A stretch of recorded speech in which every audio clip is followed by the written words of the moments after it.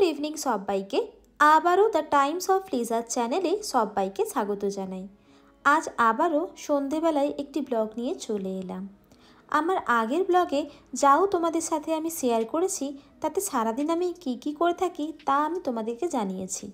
তবে আজ ভাবলাম আমি সন্ধ্যের পর কি করে থাকি তা তোমাদের একটু জানাই। তো চলো আজকের এই ব্লগটা এখান থেকেই শুরু করে দিই। এদিকে যতক্ষণ না আমার সন্ধ্যের চা খাওয়া হচ্ছে ততক্ষণ আমার জীবনে যেন সন্ধেই নামে না। তাই মায়ের হাতে চা খেয়েই আজকে ডিনারটা বানাতে চলে এলাম কিচেনের মধ্যে। আর এই দিকে অভিষেক বসে পড়েছে নিজের মিটিংয়ে। এখন আমি ঝাড়া হাত পা, তাই ভাবলাম বসে না থেকে এখন ডিনারটাকে একটু এগিয়ে নিই। তো সেই মতোই কিন্তু চলে এসেছি কিচেনে, আর কিচেনে এসে পরে আমি এখন পেঁয়াজ কাটা শুরু করে দিয়েছি। তোমরা হয়তো এতক্ষণে জেনেই গিয়েছো যে আমাদের বাড়িতে মাছ, মাংস, ডিম এগুলো একটু কমই হয়ে থাকে। বেশ কয়েকদিন আগে অভিষেকের জন্মদিন ছিল, সেই কদিনে চিকেন, মাটন, ডিম এসব সব কিছু খাওয়া হয়ে গিয়েছে, আর খেতে ইচ্ছেও করছিল না। তারপরে হঠাৎ দেখি আজকে আবারও মনে হলো যে একটুখানি চিকেন আনা যাক এবং চিকেনটাকেও একটু অন্যরকম করে বানাবো। আসলে চিকেন, মাটন, মাছ, মাংস এগুলো হয় না, আসল কারণ হচ্ছে প্রথমত মা খান না, যেহেতু মা একদম নিরামিষ। আর এদিক থেকে আমরা বাইরে গিয়ে তো এদিক ওদিক করে কখনো না কখনো খেয়েই থাকি, তো সেই জন্য ঘরে বিশেষ করে আর আনা হয়ে ওঠে না। কিন্তু আজ যেহেতু মনে হলো যে একটু নিয়ে আসি, তো সেজন্য ভাবলাম চিকেনটাকে যখন বানাবোই একটু অন্যরকম করে বানাবো। তাহলে কি হবে যে ওই একঘেয়ে ব্যাপারটা ওটা অনেকটা কেটে যাবে।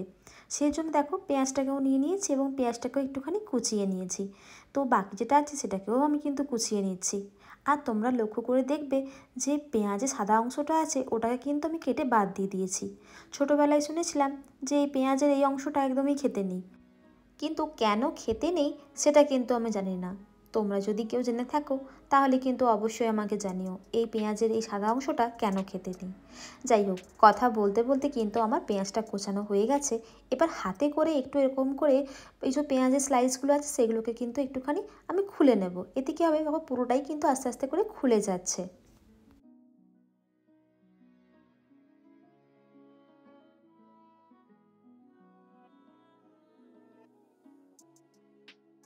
এদিকে আমার পেঁয়াজটা কাটা হয়ে গিয়েছে, এবার আমি কাঁচা লঙ্কাটাকেও কেটে নেব। আর এই রান্নাতে কাঁচা লঙ্কাটা একটু বেশিই পড়বে, কিন্তু মজাদার ব্যাপার হচ্ছে এটাই যে এই রান্নায় কিন্তু একটুও ঝাল হবে না। তো দেখো এখানে আমি নিয়ে নিয়েছি চিকেন, আর দুজনের মতোই চিকেনটা নিয়েছি। আর এক্সট্রা একটু বেশিই নিলাম, কেন কি বাড়িতে অ্যাটাম রয়েছে, ওকে যদি একটু না দিই তাহলে কিন্তু ওরও আবার রাগ হয়ে যাবে। তো সেই জন্য দেখো চিকেন নিয়ে নিয়েছি। এবার দেখো হালকা একটু লবণ দিলাম, দিয়ে দিলাম পেঁয়াজ কুচি, এবং পেঁয়াজ কুচি দিয়ে দেওয়ার পর দিয়ে দেবো কাঁচা লঙ্কা, দিয়ে ভালো করে কিন্তু কিছুক্ষণের জন্য আমি এটাকে মাখিয়ে নেব।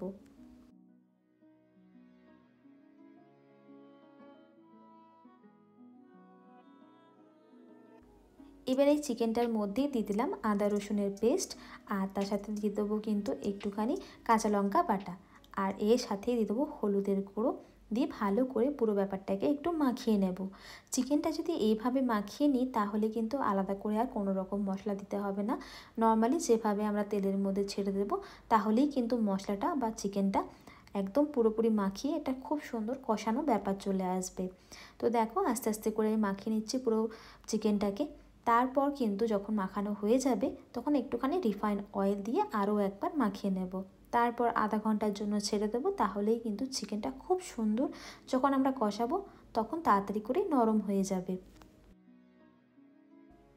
তোমরা যারা একদমই রিচ খাবার পছন্দ করো না কিন্তু চিকেন খেতে খুব ইচ্ছে করছে, কিন্তু চিকেনটাও হবে কিন্তু একদম হালকা পাতলা, তো ঠিক এই রকম করে একবার চিকেনটা বানিয়ে দেখো, আশা করছি তোমাদের খুব ভালো লাগবে। আমার কিন্তু এই চিকেনটা এর আগেও আমি বানিয়েছিলাম, তখন বেশ ভালো লেগেছিল, তাই ভাবলাম আজকে তোমাদের সাথে শেয়ার করি। আর যেহেতু খুব চটজলদি এটা রান্না, তাহলে আর মনে হয় না যে হাতে সময় নিয়ে রান্না করতে হবে, এরকম ব্যাপারটা নেই, আর তোমাদেরও সেটা খেতে ভালো লাগবে। আর ওদিক থেকে দেখছি ওয়াশিং মেশিনেরও সময় হয়ে গেছে, সেও ডাক দিচ্ছে, তাই ভাবলাম একবার এটাকে বন্ধ করে দিয়ে যাই। তো বন্ধ তো করে দিলাম, পরে না হয় এটাকে মেলে দেবো। এবার এই চিকেনের মধ্যে যে মশলাটা পড়বে সেই মশলাটাই তোমাদের সাথে এবার একটু শেয়ার করে দিই। তো দেখো প্রথমেই আমি নিয়ে নিচ্ছি একটা ডাবু, তার মধ্যে গোটা গোলমরিচ নিয়ে নিচ্ছি। এদিকে আবার দেখছি আমার গোলমরিচ ঢালা নেই, তো সেই জন্য এই কন্টেনার থেকে বের করে আমি গোলমরিচটাকে নিয়ে নিলাম। তার সাথে দিয়ে দিচ্ছে ছোটো ছোটো এলাচ কটা, 2 কি 3টে দেবে, আর তাছাড়া কিন্তু দেবে দারচিনি। এবার ভালো করে ডাবুটা দিয়ে কিন্তু একটু গরম করে নিতে হবে, তাহলে যতক্ষণে গরম হবে ততক্ষণে একটা স্মেলও বেরোবে, ওই স্মেলটাই কিন্তু দরকার। তারপর ভালো করে একটুখানি সিলে গুঁড়ো করে নেবে, সামান্য একটু লবণও দেবে। এতে কি হবে, যখন বাটবে তখন কিন্তু দানা দানা থাকবে না, একদম পুরোপুরিভাবে গুঁড়ো হয়ে যাবে।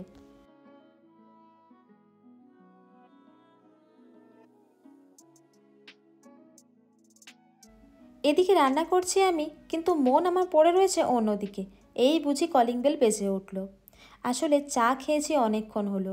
একবার অভিষেককে গিয়ে মিটিংয়ের মধ্যে গিয়েই বললাম যে আমার ভীষণ খিদে পেয়েছে। তারই মধ্যে আমরা ঠিক করে নিলাম যে ওনার জন্য ক্রিম রোল আর আমার জন্য চিকেন প্যাটিস। আর দেখো, বলতে না বলতেই কলিং বেল বেজে উঠলো আর আমি অমনি চিকেন প্যাটিসটা এনে বসে রইলাম। তো যাই হোক, প্লেটের মধ্যে নিয়ে নিয়েছি। এবার ভাবছি একটুখানি স্প্রাইটের সাথে এটা খাবো। খুব একটা আমি কোল্ড ড্রিঙ্ক খাই না, কিন্তু মাঝে মাঝে একটু ভালো লাগে, তাই একটু কম করেই কোল্ড ড্রিঙ্ক আমি নিয়ে নিলাম। তো চলো এবার একটু বসে বসে চিন্তা করা যাক আর একটু খাওয়া যাক।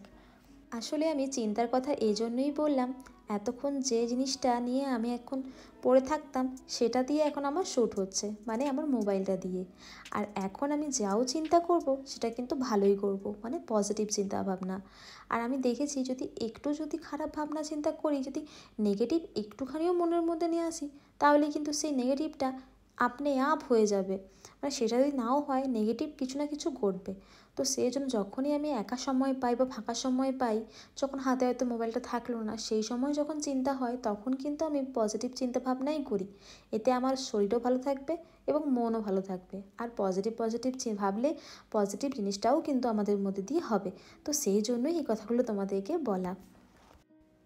যাই হোক, খাওয়া দাওয়ার পর্ব তো চুকিয়ে এলাম, এবার চিকেনটাকে বসিয়ে নেব।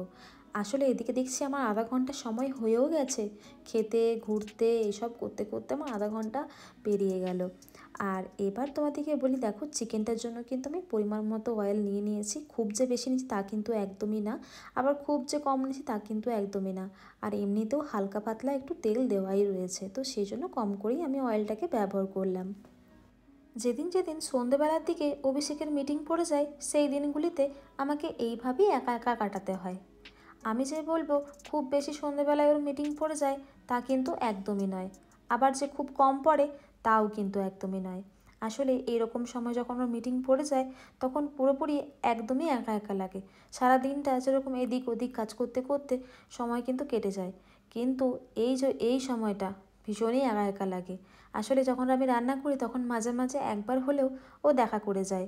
সকাল দিকে অফিস থাকে, সেই সময় অতটাও কিছু মনে হয় না, কিন্তু সন্ধেবেলার দিকে বেশি বেশি করে মনে হয় যে এই যে আজ যেমন সন্ধেবেলা এখন মিটিং পড়ে গেছে, আর আমার মনে হচ্ছে যে এখন যদি ছুটি থাকতো তাহলে হয়তো একবার হলেও দেখা করতে আসতো।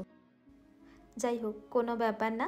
এদিকে কিন্তু চিকেনটা সামান্য একটুখানি যখন রং ছেড়ে দিয়েছে তখন কিন্তু দিয়ে দিতে হবে জল।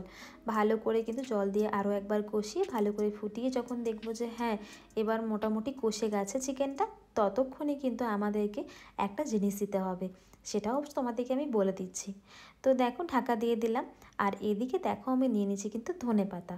হ্যাঁ, এই ধনেপাতা দিয়েই কিন্তু একটা সুন্দর একটা আমাদের চিকেন কারি হবে। তো এই দেখো, ধনেপাতাটা মোটামুটি এইটুখানি নিয়েছি, আশা করছি এতটা লাগবে না। তো এর থেকেও একটুখানি আমি কম নিয়েছি। তো যাই হোক, ঝুড়িটা বেশ ভালো হয়েছে তাই না? ঝুড়িটার মধ্যেই কিন্তু আমি নোংরাগুলোকে ফেলে দিচ্ছি। আর দেখো, অর্ধেকটার মতো পাতি লেবু নিয়েছি আমি। তো এই পাতি লেবুটুকুই লাগবে। আর তাছাড়া লাগবে কিন্তু আমার কাঁচা লঙ্কা। এই কাঁচা লঙ্কা এবং ধনেপাতাটাকে ভালো করে কিন্তু এবার আমাদেরকে শিলে বেটে নিতে হবে। তোমাদের কাছে যদি শিল থাকে তাহলে শিলে করেই বাটার চেষ্টা করো, তাছাড়া যদি না থাকে তখন ওই দুটোই মিক্সারেই ভরসা। তো মিক্সারে বেটে তখন তোমরা নিতে পারো।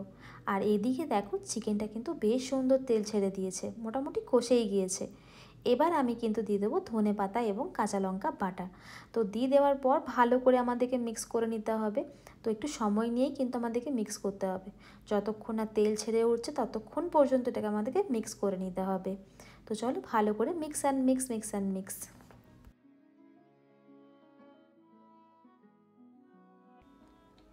এই দেখো, চিকেনটা মোটামুটি কিন্তু এখানে অনেকটাই রেডি হয়ে গেছে, কিন্তু ধনেপাতার যে গন্ধটা আছে এবার চিকেনের মধ্যে পৌঁছানোর জন্য আমাদের কি করতে হবে, ঢাকা দিয়ে রেখে দিতে হবে। তো দেখো মিক্স করে নেওয়ার পর আমি ঢাকা দেবো, আর এই ধনেপাতার গন্ধ কিন্তু পুরো চিকেনের মধ্যে লেগে যাবে। আর যে চিকেনের যে একটা স্মেল থাকে সেই স্মেলটা কিন্তু একদমই কেটে যাবে, এবং ধনেপাতার যে একটা কাঁচা গন্ধ থাকে সেটাও কিন্তু একদমই কেটে যাবে। দুটোরই গন্ধ এত সুন্দরভাবে মিক্স হয়ে যাবে যে তোমরা নিজেরাই বুঝতে পারবে না। তো দেখো এখানে তেল ছেড়ে দিয়েছে, এবার অর্ধেকটা পাতিলেবুর রস কিন্তু পুরোটা কিন্তু দিয়ে দেব।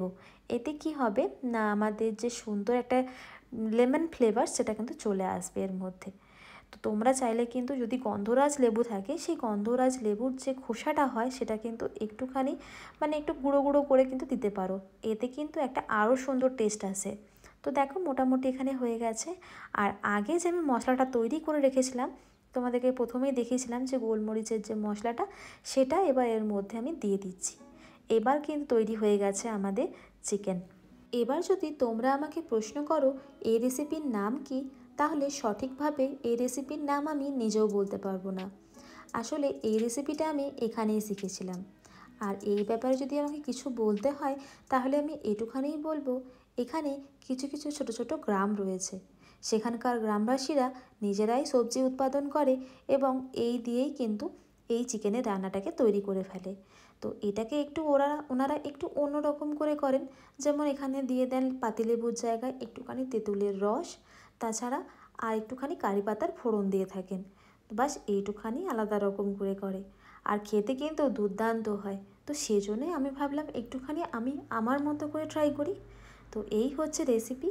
তোমরা চাইলে কিন্তু বাড়িতে একদম নির্দ্বিধায় বানাতে পারো, খুব সুন্দর কিন্তু খেতে হয়। সেটা গরম ভাতে হোক, গরম গরম চিকেন, বা রুটির সাথে হোক, বা পরোটার সাথে হোক, দুটোই কিন্তু ভীষণ ভালো লাগবে। কিন্তু আজ আমরা কিন্তু রুটির সাথেই খাবো, খেতে কিন্তু বেশ ভালো লাগছিল। এদিকে আমাদের রান্না তো হয়েই গেছে, শুধুমাত্র রুটিটুকু বাকি রয়েছে, সেটা না হয় পরে করেই নেব। তার আগে ভাবলাম একবার এই গ্যাসটাকে একবার ক্লিন করে নিই। আর ওদিকে টাইলসটাকেও ক্লিন করে নিয়েছি, দেখলাম বেশ সুন্দর তেলের ছিটে পড়েছে, আর দেখতেও ভীষণ খারাপ লাগছিল। তাই ভাবলাম হাতের মধ্যে যখন রয়েছে তখন একবার ক্লিন করেই নিই। আর তাছাড়া যদি চিকেনের স্মেল থাকে সেই স্মেলটা কিন্তু পুরোপুরি ফ্ল্যাটের মধ্যে ঘোরাফেরা করে। আর তোমরা তো জানোই যে ফ্ল্যাটের মধ্যে যদি একবার কোনো স্মেল চলে আসে সেটা কিন্তু কতক্ষণ পর্যন্ত থাকে সেটা আমরা নিজেরাও জানি না। তো সেই জন্যই এখন ক্লিন করে নিচ্ছি। আর এদিকে দেখো গ্যাস স্টোভের মধ্যে যে ওভেনগুলো আছে কি সুন্দর উপরে উঠে গেল, এতে কি হচ্ছে ক্লিন করতেও সুবিধা হচ্ছে। তো কাজ হয়ে গেলে কিন্তু আবার নামিয়ে দেব। তাছাড়া আবার মা কিন্তু এটা নামাতে পারে না, মা আবার আমাকে ডাকে যে এটা নামিয়ে দাও। তো যাই হোক ক্লিপের সাহায্যে আবারও নামিয়ে দিচ্ছি। আর যখন আমি গ্যাস ক্লিন করে থাকি তখন কিন্তু আমি লাইজল দিয়েই ব্যবহার করে থাকি। এদিকে কথা বলতে বলতে কিন্তু আমার গ্যাস ক্লিন করা হয়ে গেল। এবার ওইদিকে যে টপটা রয়েছে সেই টপটাকেও কিন্তু ক্লিন করে নেব। যখন ক্লিন করছি তখন একবারে ক্লিন করে নিলেই সুবিধা হয়। তো আর এমনিতেও যখনই আমি রান্নাবান্না করি তখন না হাতের কাছে যে জিনিসটা দেখলাম যে না পেয়েছি সেটাকে আমি একটু ক্লিন করেই নিই। বিশেষ করে তো ওই কিচেন টপ যদি নোংরা থাকে না, পুরো কিচেনটাই মনে হয় যেন নোংরা নোংরা, ওই অনেকটা রুমের বেডের মতো। বেড যদি সুন্দর থাকে সাজানো গোছানো তাহলে পুরো রুমটাই সুন্দর লাগছে, আর যদি বেডটা নোংরা হয়ে থাকে তখন মনে হয় পুরো ঘরটাই নোংরা হয়ে আছে। ঠিক সেরকমই। তো দেখো এখানে আমার সুন্দরভাবে কিন্তু গ্যাস স্টোভটা একদম ক্লিন করা হয়ে গেছে। তো দেখো কত সুন্দর লাগছে। এই দেখো এদিকে কিচেন টপটাকেও কিন্তু আমি ক্লিন করে নিয়েছি। এবার বাকি যেটুকু চিকেন ছিল সেই চিকেনটুকু কিন্তু আমি একটা কন্টেনারে করে রেখে দেবো ফ্রিজের মধ্যে, তাও আবার ডিপ ফ্রিজের মধ্যে, তাহলে চিকেনটা ভালো থাকবে। আর চেষ্টা করব বেশি দিন চিকেন যেন ডিপ ফ্রিজের মধ্যে না থাকে। আসলে বেশি দিন থাকলে কিন্তু চিকেনের মধ্যে যে স্বাদটা থাকে না, সেই স্বাদটা যেন কেমন একটা হয়ে যায়, চিমড় টাইপের হয়ে যায়, খেতেও সেরকম একটা টেস্ট থাকে না। তো সেই জন্য আমি কি করি না, বেশি দিন না রেখে 2-3 দিনের মধ্যেই কিন্তু শেষ করে ফেলি। তো যাই হোক এবার আমি রেখে দিলাম। তো এবার আমরা রাত্রি ডিনারের জন্য ব্যবস্থা করব। তো চলো রাত্রি ডিনারের ব্যবস্থা করতে করতে আজকের এই ব্লগটাকেও এখানে শেষ করছি। দেখা হবে নেক্সট ব্লগে। ততক্ষণ তোমরা ভালো থেকো এবং সুস্থ থেকো। আর আজকের ব্লগটা তোমাদের কেমন লাগলো সেটা কিন্তু জানাতে একদম ভুলবে না। তো চলো আজকের জন্য টাটা।